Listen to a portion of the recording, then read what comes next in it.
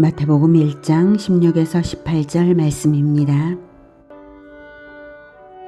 야곱은 마리아의 남편 요셉을 낳았으니 마리아에게서 그리스도라 칭하는 예수가 나시니라.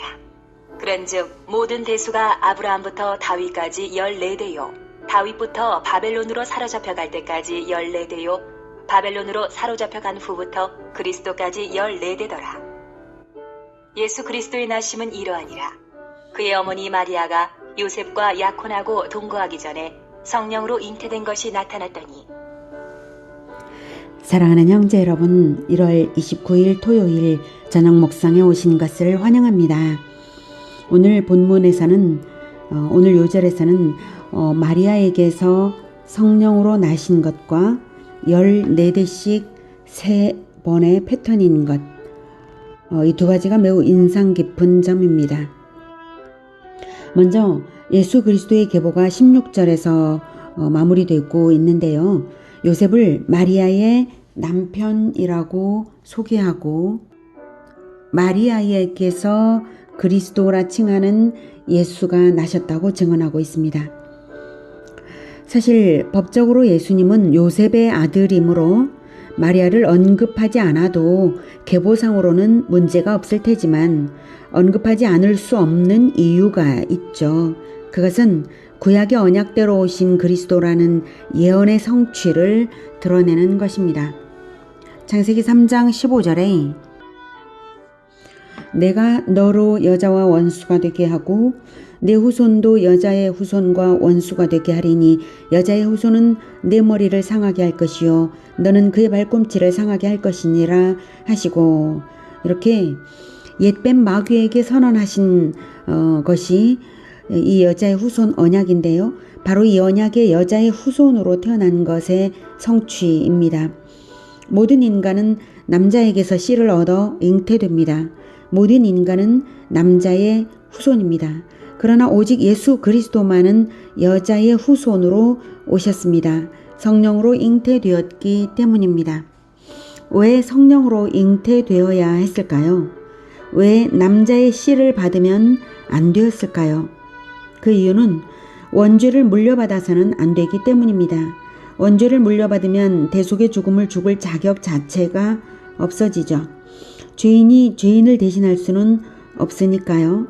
그래서 남자의 씨를 받지 않고 성령으로 잉태되어야 했습니다. 오직 예수 그리스도만이 원죄를 물려받지 않은 유일한 인간이기에 모든 죄인을 대속할 죽음을 죽어주실 수 있는 분입니다.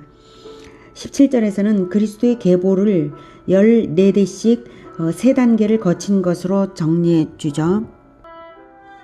그런즉 모든 대수가 아브라함부터 다윗까지 14대요 다윗부터 바벨론으로 사로잡혀 갈 때까지 14대요 바벨론으로 사로잡혀 간 후부터 그리스도까지 14대러라. 1단계는 언약을 세운 기간이고 2단계의 14대는 신정왕국을 출발하여 실패로 마칠 때까지이고 3단계는 징계와 소망의 기간으로 의미 부여를 할 수 있을 것 같습니다. 그렇게 해서 그리스도가 초림했습니다. 그 각각의 대수가 14대라는 것을 말하고 있는데요. 저는 27절에서 하나님의 간절한 기다림이 느껴집니다. 대수를 세면서 언약의 성취를 간절히 기다리는 분은 정작 하나님이십니다. 누가 그 대수를 세겠습니까? 하나님이시죠.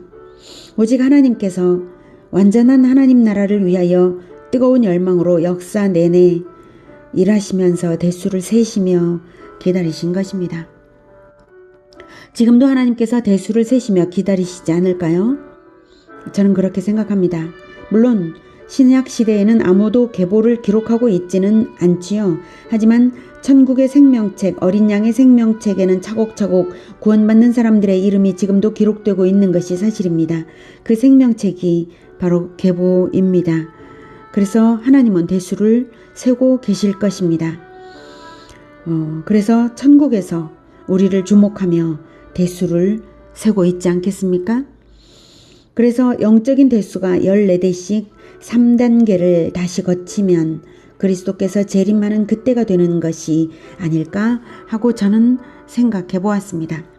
하나님께서 6일간 창조하시고 7일째에 안식하셨던 패턴처럼 인간 영혼의 타락으로 인하여 재창조의 시대를 보내고 있는 이때에도 7의 패턴으로 최종 역사의 완성이 다가온다고 가정해 본다면 말입니다.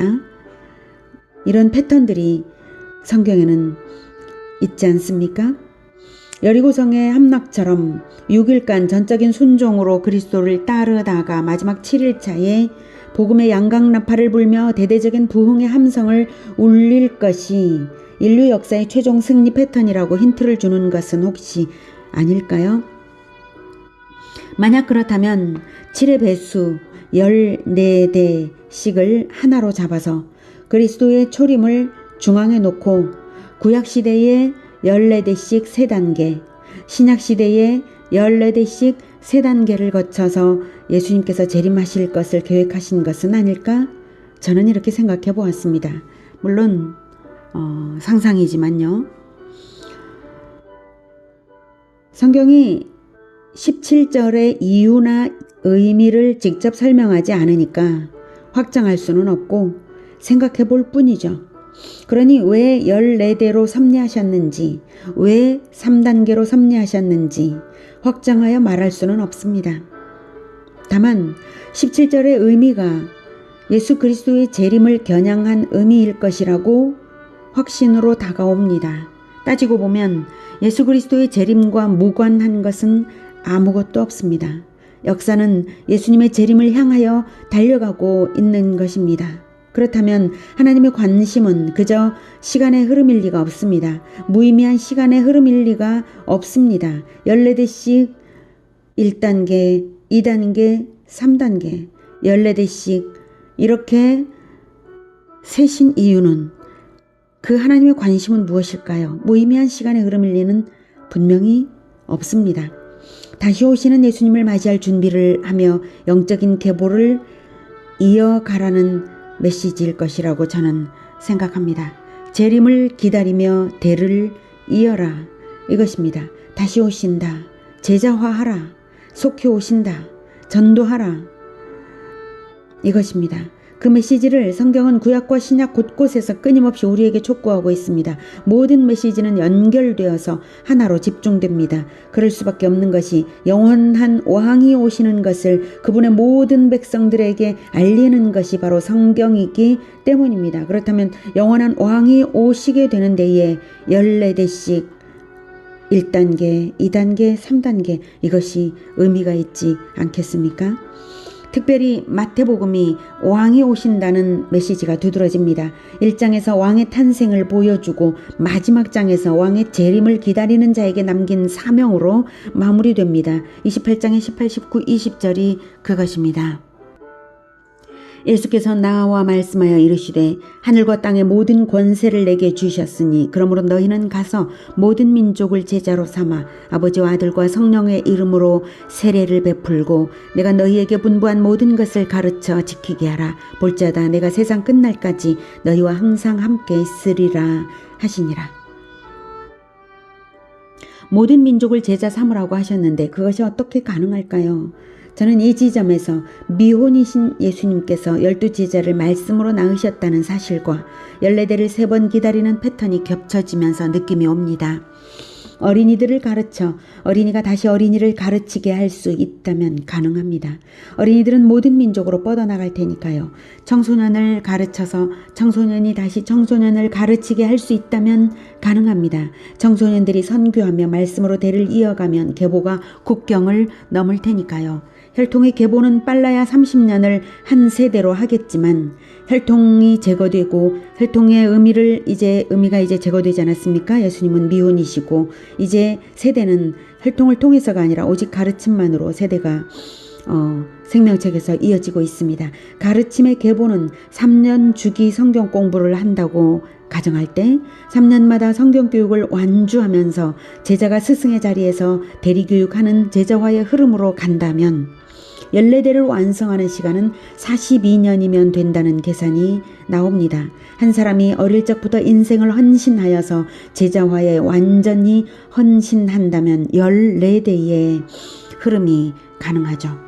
14대씩 3단계니까 한 가문이 3대를 14대씩 제자화한다면 영적인 계보의 패턴이 완성될 수 있는 것입니다. 논리적 계산으로는 그렇습니다. 중요한 것은 14대씩 3단계를 간절히 기다리신 하나님과 마음이 통해야 하지 않겠습니까? 구약에서 14대씩 3단계를 간절히 기다리셨다면 신약에서도 하나님은 또 그러한 패턴으로 간절히 기다리고 계신 것이 분명합니다. 14대씩 3단계를 간절히 기다리겠노라는 그런 약속은 구약에서 없으셨으니까, 없었는데도 하나님은 그렇게 기다리셨으니까 분명히 신약에도 그런 패턴이 있을 것이라고 저는 생각합니다. 한나가 하나님과 통했기에 사무엘을 낳아서 그의 평생을 드리도록 가르칠 수 있었던 것처럼 우리가 하나님의 마음을 알아들인다면, 그 기다림을 알아들인다면 어린 자녀 세대를 제자화하여 주의 종들로 평생을 드리도록 이끌어야 하지 않겠습니까? 주의 종이 된다는 것을 목사가 된다는 의미로만 한정시킬 필요는 없습니다. 각자가 자기의 전문 영역과 자기의 달란트대로 살아가되 말씀으로 무장되고 말씀으로 제자화하는 삶을 살아야 하지 않겠냐 이것입니다. 하나님이 간절히 기다리시는데 우리도 간절히 같은 마음으로 재림을 기다린다면 어린 세대에 대한 가르침과 지속적인 제자화의 연속을 부단히 추구하면서 표대를 향하여 달려가야겠다는 것입니다. 세상은 극심하게 타락했고 더욱 타락이 가속화되고 있습니다. 아이들은 성인이 되기 전부터 너무 빨리 새 속에 물이 들어버리고 있습니다. 세속화되기 전에 그리스도의 제자가 되게 하면서 주님께서 다시 오실 때를 기다리는 계보가 되어야 하지 않겠습니까? 주님은 세상 끝날에 다시 오실 것이므로 세상 끝날까지 다시 올 때까지 동행을 선언하시며 제자와 사명을 남기셨습니다. 우리가 한시도 잊을 수 없는 지상 명령입니다. 기다림과 제자화로 예수님의 제자의 삶을 살아가는 우리 모두가 되기를 축복합니다. 기도하겠습니다. 하나님은 예수님이 임하시는 것을 14대씩 3단계로 기다리셨습니다. 우리도 14대씩 3단계로 기다리는 그 마음으로 어린 세대를 제자화하고 그들의 평생의 제자화를 이어 14대씩 이어갈 수 있도록 그렇게 가르치고자 합니다. 하나님, 남은 생애 동안 어린 세대를 그렇게 가르칠 수 있도록 주님 도와주시고 힘 주시고 능력 주시고 함께하여 주시옵소서. 예수님의 이름으로 기도드립니다. 아멘. 이어지는 시간은 개인 기도 시간입니다.